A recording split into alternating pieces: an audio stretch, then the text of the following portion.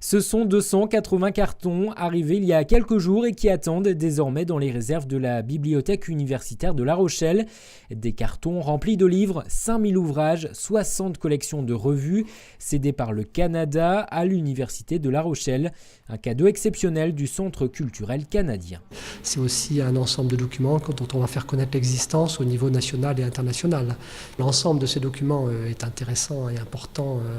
C'est aussi tout ce regroupement qui en fait aussi toute la valeur. Après, individuellement, certains livres, a priori, ils doivent être rarissimes en France, voire en Europe, ils sont peut-être même uniques en France. Enfin, on va le découvrir au fur et à mesure qu'on va les décrire dans notre catalogue. Et il faudra du temps avant que l'ensemble de ces ouvrages soient répertoriés. Ils seront à terme accessibles aux étudiants et aux chercheurs de l'Université de La Rochelle, mais consultables aussi par le public de la médiathèque Michel Crépeau.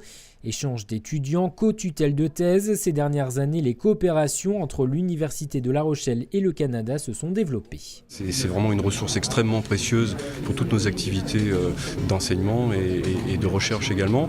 Et c'est aussi un des aspects qu'on a développé dans le cadre du pôle recherche enseignement supérieur avec nos collègues de l'Université de Limoges et de Poitiers, puisque nous avons fondé une chaire d'études sur le Canada qui accueille des résidents à l'année.